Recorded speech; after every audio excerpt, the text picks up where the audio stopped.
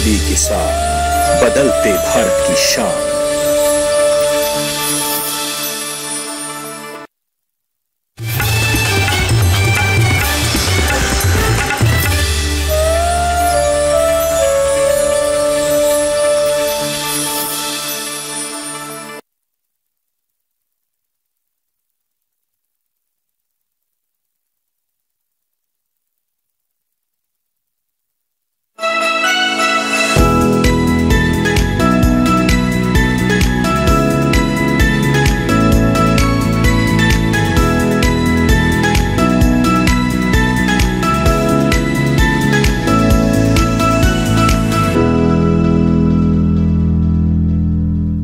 नमस्कार, आप देख रहे हैं दूरदर्शन के साथ। मैं हूं मोनालिसा। स्वागत करती हूं आपके अपने कार्यक्रम कृषि दर्शन में। किसान साथियों को समर्पित कार्यक्रम कृषि दर्शन के जरिए हमारी यही कोशिश होती है कि कृषि जगत से जुड़ी तमाम महत्वपूर्ण जानकारियां हम आप तक पहुंचा सके।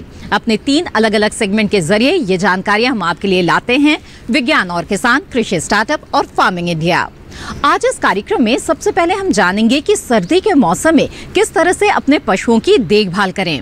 मिलवाएंगे आपको पद्मश्री पुरस्कार से सम्मानित किसान नरेंद्र सिंह से। इसके अलावा बात होगी जैविक खेती की। तो आइए शुरू करते हैं आज का ये कार्यक्रम। आइए कार्यक्रम कृषि दर्शन की शुरुआत करते हैं पहले सेगमेंट विज्ञान और किसान से। ठंड बढ़ रही है और ऐसे में ज्यादा सर्दी पशुओं को बीमार कर सकती है।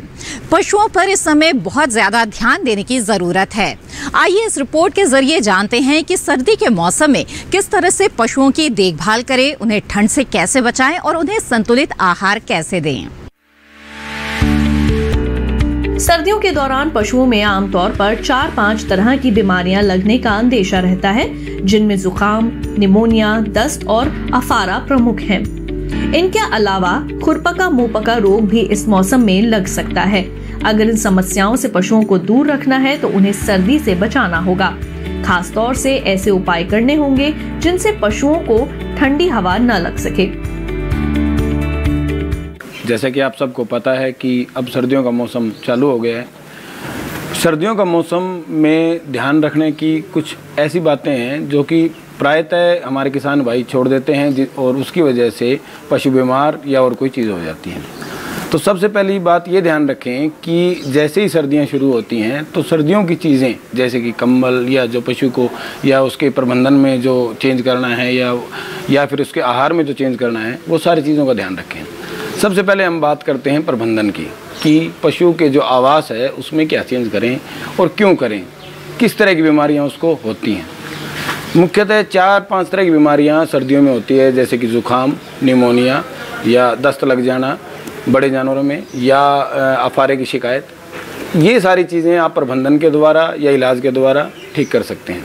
सबसे पहली बात प्रबंधन की, जैसे जैसे अब सर्दियाँ हैं बढ़ती जाएंगी, शाम के समय में ठंड बढ़ती जाएगी और रात को 12 या 1 बजे के आसपास एक सर्दी का पीक आएगा, यानी कि सबसे नीचा तापमान होगा और धीरे धीरे इन 3 महीनों में नवंबर, दिसंबर, जनवरी और फरवरी तापमान बिल्कुल 0 के आसपास आ जाएगा।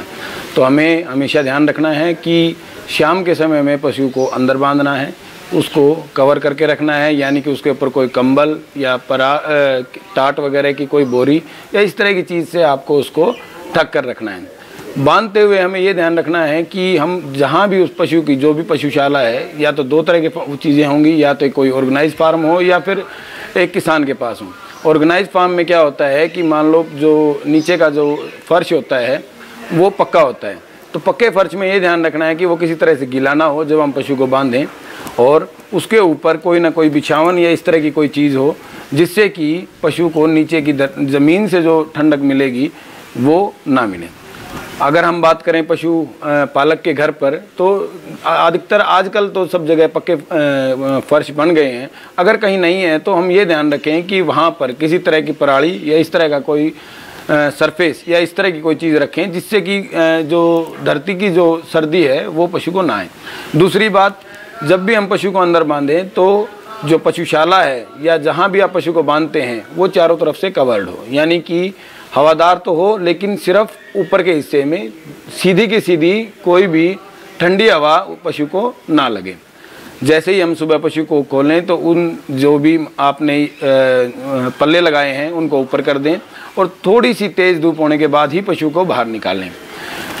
जहाँ पशु को हम रात को बांधते हैं, एक चीज़ का और ध्यान रखें कि पशुओं को ज़्यादा दूर ना बांधें, क्योंकि आपस में जो शरीर की गर्मी है वो भी पशु को हाइपोथर्मिया की डिजीज से बचाती है।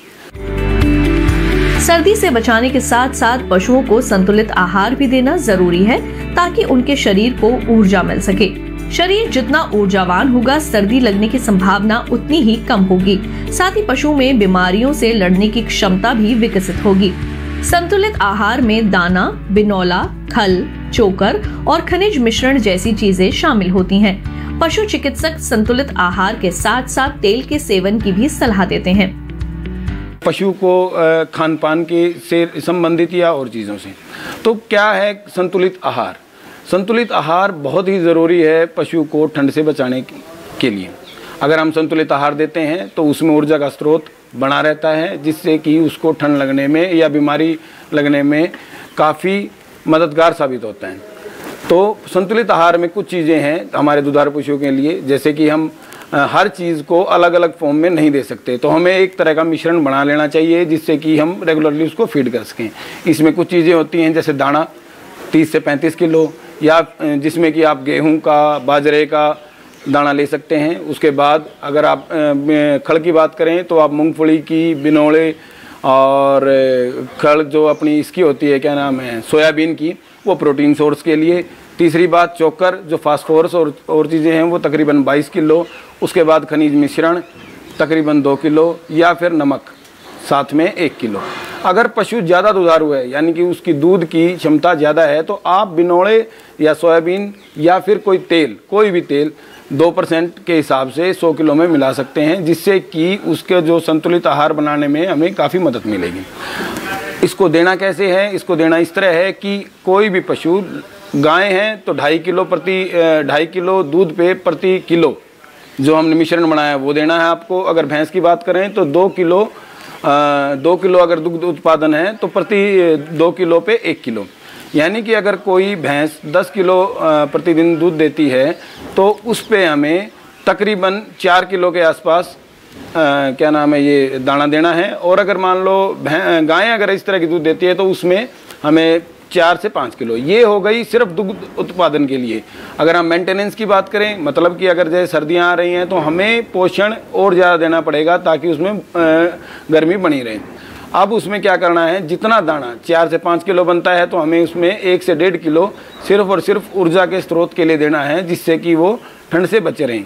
या फिर अगर आप सर्दियां के शुरुआत में ही एक मैं आपको मिश्रण बताता हूं, अगर आप यूज़ कर सकते हैं तो सबसे बढ़िया है, जिसमें कि है काली जीरी, सौंफ, अदरक, उसके बाद ये अपनी अदरक, इन तीनों का मिश्रण आप क्या करेंगे, तीनों को एक अनुपात में मिला लेंगे। मतलब अगर 300 या 350 ग्राम में आप मिला लें। मिलाने के बाद इसको पहले लाके पंसारी से आप सुखा लें। सुखाने के बाद एक तरह मिक्सी में पीस लें।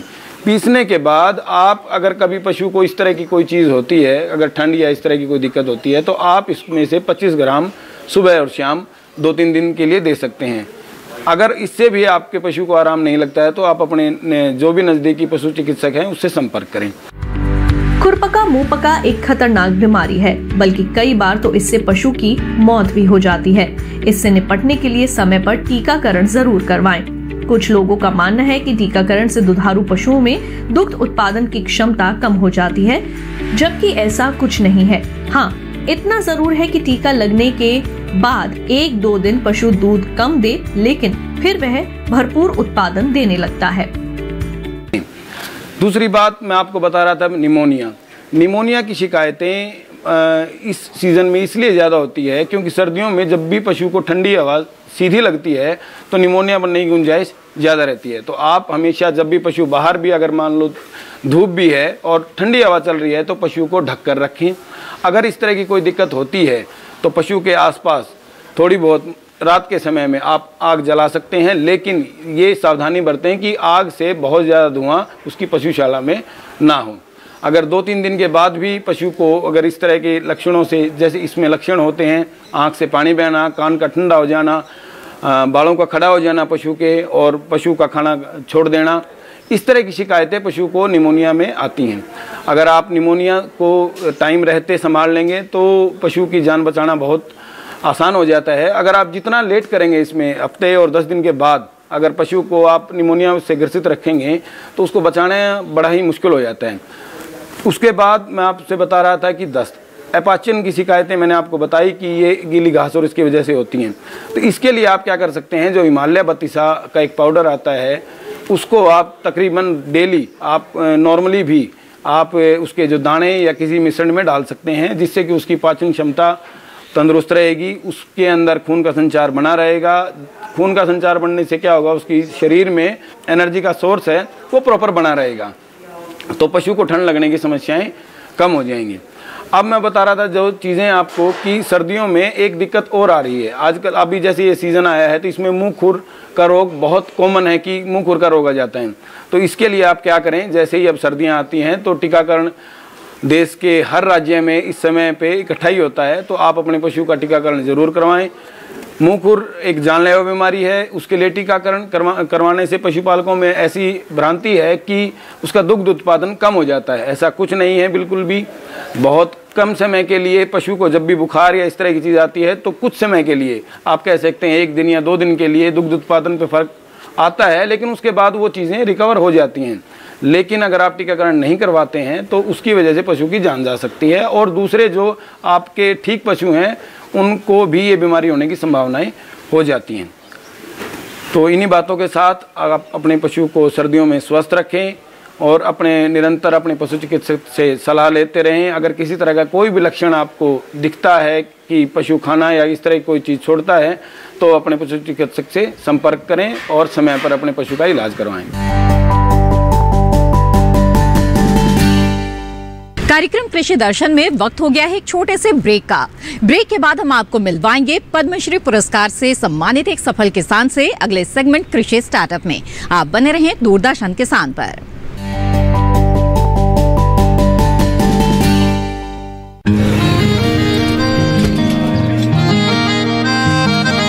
क्या बात है भाई, आजकल तो काफी खुश नजर आ रहे हो। क्यों ना हूँ, अब मैं ऑर्गेनिक खेती जो कर रहा हूँ ये पूरा प्राकृतिक है, ऑर्गेनिक है। इसमें हमारे खेत, हमारी फसल और हमारी जेब सब फायदे में होते हैं और इसमें लागत भी कम है। जी हाँ, आप भी ऑर्गेनिक खाद का प्रयोग करें, अपनी फसल और मिट्टी को तंदुरुस्त बनाएं और आपकी आमदनी में इजाफा करें। अधिक जानकारी के लिए किसान call centre toll free number 1800-180-1551 पर कॉल करें और लॉग ऑन करें kisan.gov.in और farmer.gov.in। कृषि और किसान कल्याण मंत्रालय द्वारा किसान हित में जारी।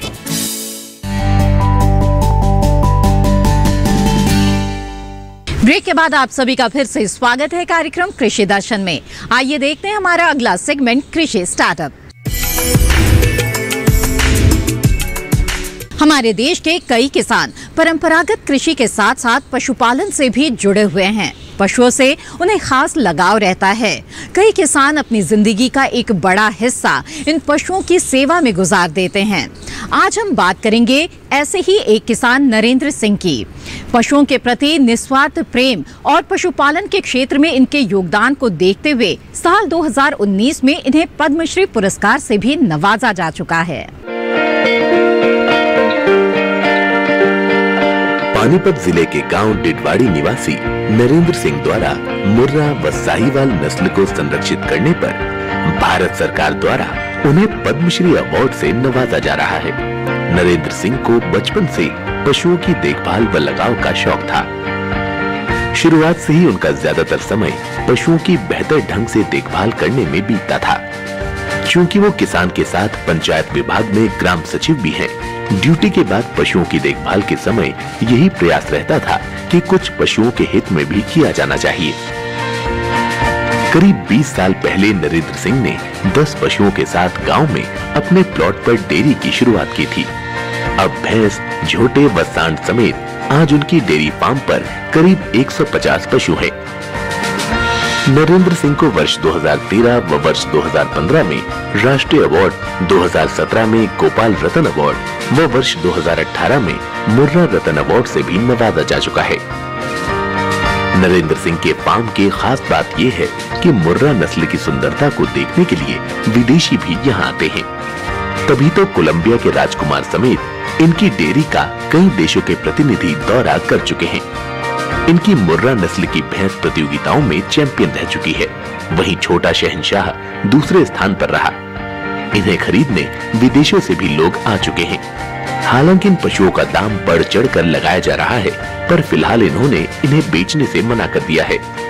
मुर्रा नस्ल का झोटा घोलू, प्रिंस व शहंशाह समेत भैंसों की ख्याति देश भर के अलावा विदेशों में छाने के बाद करीब 5 वर्ष पहले उनकी डेयरी पर कोलंबिया के राजकुमार समेत कई देशों के प्रतिनिधियों ने विजिट कर पशुपालन की तकनीक को नजदीक से जाना था। उनकी डेयरी के हरियाणा साहिवाल सांड, नंदी व मुर्रा नस्ल की भैंस प्रतियोगिताओं में प्रथम रहकर चैंपियन बनी व छोटा शहंशाह दूसरे स्थान पर रहा है। पशुपालन सदा से फायदे का सौदा रहा है। अगर किसान नई तकनीकों और सूझबूझ से करें तो इस क्षेत्र में अच्छा लाभ कमाया जा सकता है। साथ ही अपनी आय भी दोगुनी करने में सफलता हासिल कर सकता है।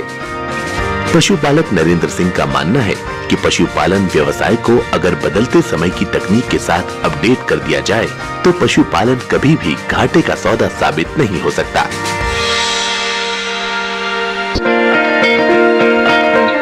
इसी के साथ कार्यक्रम कृषि दर्शन में वक्त हो चला है एक और छोटे से ब्रेक का। ब्रेक के बाद देखेंगे फार्मिंग इंडिया। आप बने रहें हमारे साथ।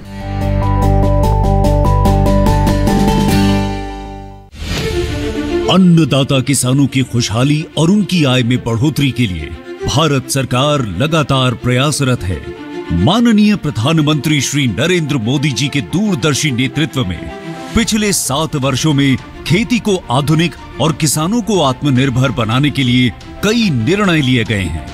छोटा किसान बने देश की शान, ये हमारा सपना है। देश के 80% से ज्यादा किसान ऐसे हैं जिनके पास 2 हेक्टेयर से भी कम जमीन है। अब देश में इन्हीं छोटे किसानों को ध्यान में रखते हुए कृषि सुधार किए जा रहे हैं, निर्णय लिए जा रहे हैं। प्रधानमंत्री किसान सम्मान निधि योजना की शुरुआत 24 फरवरी 2019 को माननीय प्रधानमंत्री श्री नरेंद्र मोदी जी के द्वारा की गई थी। पीएम किसान योजना का पूरा खर्च भारत सरकार वहन करती है। इसके तहत लाभार्थी किसानों को हर साल 6,000 रुपए की सम्मान राशि 2,000 रुपए की 3 समान किस्तों में सीधे उनके बैंक खातों में हस्तांतरित की जाती है। अब तक 11 करोड़ से भी अधिक लाभार्थी किसानों के बैंक खातों में 1,58,000 करोड़ रुपए से अधिक की राशि सीधे ट्रांसफर की जा चुकी है। किस्तों की जानकारी किसानों को एसएमएस के माध्यम से दी जाती है। बैंक के एक्चुअल போகும்போது அந்த பணத்தை நாங்க வித்ரா பண்ணிட்டு வந்து நாங்க விவசாயம் பண்ணிக்கிறோம்। इस मदद से बुआई के पहले अब किसानों को बीज, खाद, कीटनाशक और कृषि संबंधी अन्य जरूरतों के लिए साहूकारों के आगे हाथ नहीं फैलाना पड़ता। અને એના લીધે મારે કોઈ જોડે કે સગા સંબંધી કે મિત્રો જોડે મારે ઉછીના પૈસા લેવાની જરૂર પડતી નથી અને એનાથી હું સારી એવી खेती કરી શકું છું। इस योजना से मिले लाभ तथा आवेदन की स्थिति देखने के लिए पीएम किसान पोर्टल लॉन्च किया गया है। इस पोर्टल के माध्यम से पात्र किसान अपना पंजीकरण स्वयं करने के साथ साथ अब तक मिले लाभ और अपने आवेदन की स्थिति फार्मर्स कॉर्नर से देख सकते हैं। इस योजना का लाभ पात्र किसानों को ही मिल सके, इसके लिए इस प्रक्रिया को फूल प्रूफ बनाते हुए इसे आधार और इनकम टैक्स वेरिफिकेशन के साथ साथ फिजिकल वेरिफिकेशन से भी जोड़ा गया है। इसके अलावा किसानों की सुविधाओं और जानकारी के लिए पीएम किसान मोबाइल ऐप भी विकसित किया गया है। पीएम किसान सम्मान निधि योजना का लाभ देश के सभी राज्यों और केंद्र शासित प्रदेशों के किसानों को मिल रहा है। इसे हासिल करके हमारा किसान सबल और आत्मनिर्भर हो रहा है। इस स्कीम ने हमारा भारत सरकार ने हमारा किसान के लिए बहुत बड़ा सम्मान दिया है। इसीलिए हम भारत सरकार को, प्रधानमंत्री नरेंद्र मोदी जी को हम बहुत बहुत धन्यवाद देती हूँ। आत्मनिर्भर भारत की पहचान प्रगतिशील और समर्थ किसान।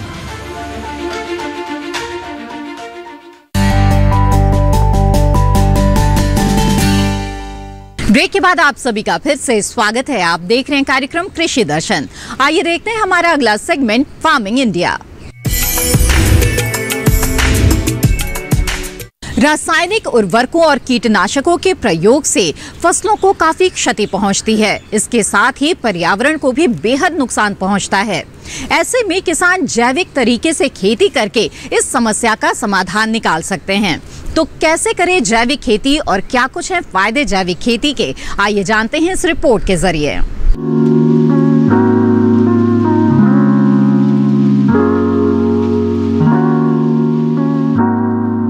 जैविक खेती देसी खेती का आधुनिक तरीका है, जहां प्रकृति एवं पर्यावरण को संतुलित रखते हुए खेती की जाती है।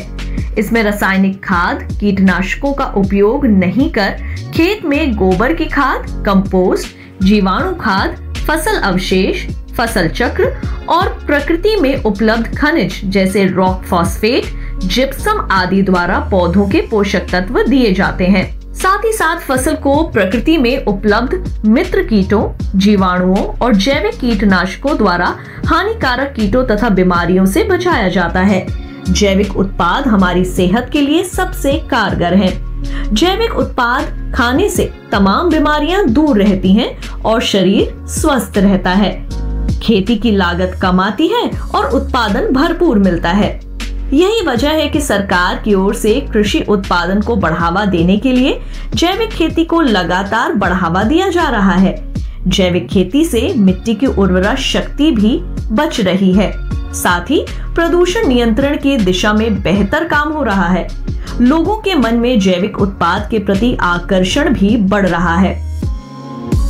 इस वजह से भी किसानों को जैविक उपज का भरपूर मूल्य मिल रहा है। सरकार की ओर से भी जैविक खेती को बढ़ावा देने के लिए किसानों को जागरूक किया जा रहा है।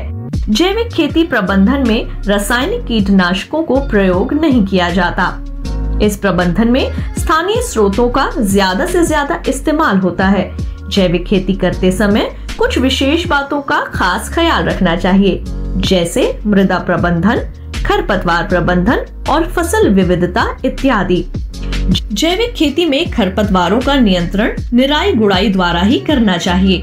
जैविक खेती के अंतर्गत कीट व रोगों का नियंत्रण भी जैविक साधनों द्वारा ही किया जाना चाहिए।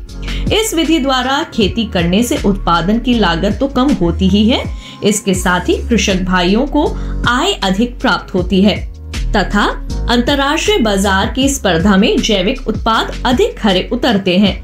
दाम अधिक होने के बावजूद भी जैविक उत्पादों की मांग बाजार में हमेशा ही बनी रहती है, जिसके फलस्वरूप सामान्य उत्पादन की अपेक्षा में कृषक भाई अधिक लाभ प्राप्त कर सकते हैं। आधुनिक समय में निरंतर बढ़ती हुई जनसंख्या, पर्यावरण प्रदूषण, भूमि की उर्वरा शक्ति का संरक्षण एवं मानव स्वास्थ्य के लिए जैविक खेती की राह अत्यंत लाभदायक है। देश को शुद्ध जल और हर खेत को पानी मुहैया कराना जल शक्ति मंत्रालय की प्राथमिकता में है। इसी को ध्यान में रखते हुए इंडिया वाटर इम्पैक्ट समिट का आयोजन किया गया। आइए देखते हैं इससे जुड़ी एक रिपोर्ट।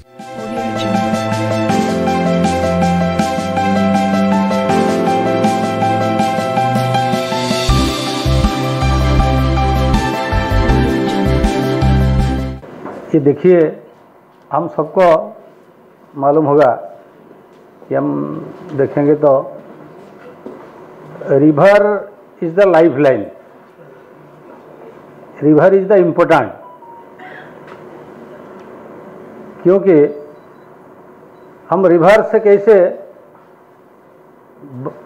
डैम करके भी हम इरिगेशन करते हैं, ड्रिंकिंग वाटर के लिए भी यूज़ करते हैं, पावर प्रोजेक्ट भी हम बना सकते हैं, वहाँ फिशिंग भी होता है, बहुत सारी चीज़ें होता है। इसीलिए रिवर को माँ भी माना जाता है। जैसे हम लोग बोलते हैं कि गंगा मैया की, गंगा मैया की, इसका मतलब माँ जैसे हमको लालन पालन करता है, ठीक इसी तरह नदी हमारा जीवन रेखा है। नदियों से जो मैं बोला कि किस तरह का चीज़ हमको मिलता है, तो प्रधानमंत्री का जो ड्रीम है और इसी हिसाब से जो रचना किया गया है नमामि गंगे का, उत्तराखंड से लेकर वेस्ट बंगाल तक जिस तरह काम हो रहा है, खाली क्लीनिंग नहीं है, हम सबको मालूम होगा कि दोनों तरफ कैसे इसका जो एक्टिविटीज चल रहा है। मैं जब उड़ीसा गया था, मेरा स्टेट, ये खाली गंगा नहीं, देश भर में ऐसे बहुत सारी जगह में इसका प्रभाव पड़ता है।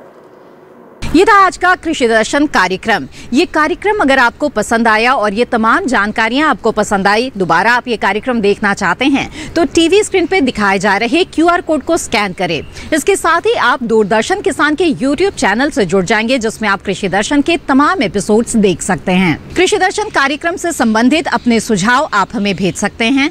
हमारा ईमेल ID है krishidarshandddk@gmail.com। आप हमें पत्र भी लिख सकते हैं। हमारा पता है कृषि दर्शन, कमरा नंबर 58, CPC, दूरदर्शन, खेलगांव, नई दिल्ली 110049। इसी के साथ कृषि दर्शन की आज की कड़ी में बस इतना ही। फिर हाजिर होंगे लेकर कुछ और खास जानकारियां। तब तक के लिए दीजिए इजाजत। नमस्कार।